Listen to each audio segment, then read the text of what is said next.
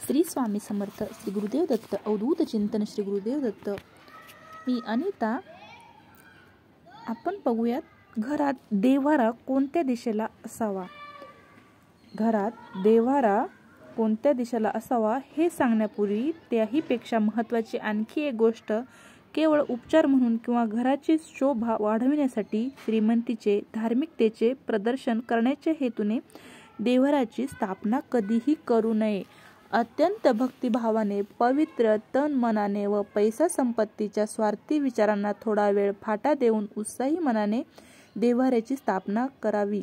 पहाटे उठून प्रांतविधी आंघोळ करावी. घरातील ईशान्य वा पूर्व बाजूची जागा देव्हाऱ्यासाठी निवडावी. ती स्वच्छ पुसून घ्यावी. पूजा करताना पूर्वेला तोंड होईल अशा पद्धतीने देव्हाऱ्याची स्थापना करावी. देव्हारा व देव्हाऱ्यात देवांची स्थापना केल्यानंतर देवाला फुले वाहावीत.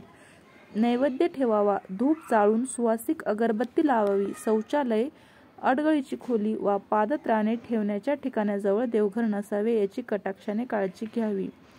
देवघरात फुटका फोटो व फुटकी मूर्ती ठेवू नये. सर्वात महत्त्वाची आणखी एक गोष्ट म्हणजे एखादा नवस बोलून वा एखादे रखडलेले काम पूर्ण होण्याची इच्छा मनात ठेवून देव्हाऱ्याची स्थापना व पूजा करू नये. सर्वांना सुखात ठेव व त्याचबरोबर मलाही माझ्या जीवनाची योग्य वाट दाखव, कारण हे देवा तू सर्वज्ञ आहे, अशी प्रार्थना सर्वात उत्तम. अवधूत चिंतन, श्री गुरुदेव दत्त. दुसरा टॉपिक आहे भाविक भक्तांनो, देवघरात काय असू नये. घरात देवघर असेल तर ते घर म्हणावे. ऐकलं का? घरात देवघर असेल तर ते घर म्हणावे.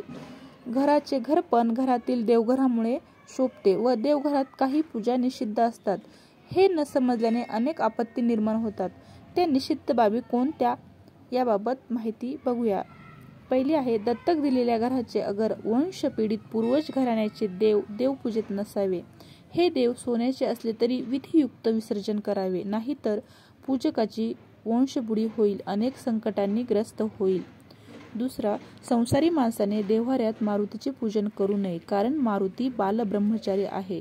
आपण ब्रह्मचार्यांच्या आदर्शातून शारीरिक शक्तीचा विकास करा असा संदेश देतो, त्यामुळे परिणामी वंश खंडित होण्याची शक्यता असते. तिसरा, शनीची तसेच शनियंत्राची पूजा देव्हाऱ्यात करू नये. सर्व जीवन संकटमय होऊन अंती उदासीनता वाट्याला येते.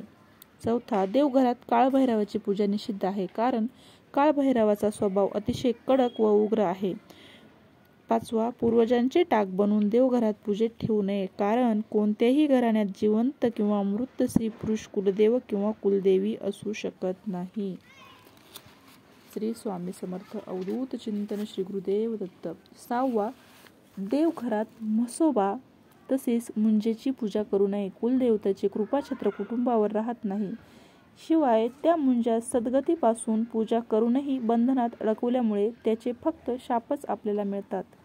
सातवा, देव व मृत व्यक्ती यांचे समान पातळीत पूजन करू नये. देवतांच्या फोटोच्या बरोबरीने आपल्या घरातील मृत झालेल्या व्यक्तीचे फोटो लावू नये. मृत व्यक्ती सद्गतीपासून वंचित होते व ती शाप देते. अवधूत चिंतन, श्री गुरुदेव दत्त.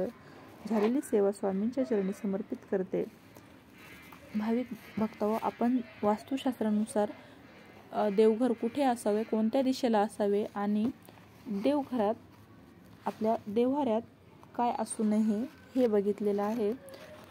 भक्तांनो, चॅनलवर जर नवीन असाल तर नक्कीच चॅनल सबस्क्राईब करा आणि शेजारील बेल आयकॉनवर प्रेस करा, म्हणजे असेच नवीन नवीन व्हिडिओ तुम्हाला जेव्हा अपलोड केले जातील त्याचं नोटिफिकेशन मिळत जाईल. अवधूत चिंतन, श्री गुरुदेव दत्त. श्री स्वामी समर्थ.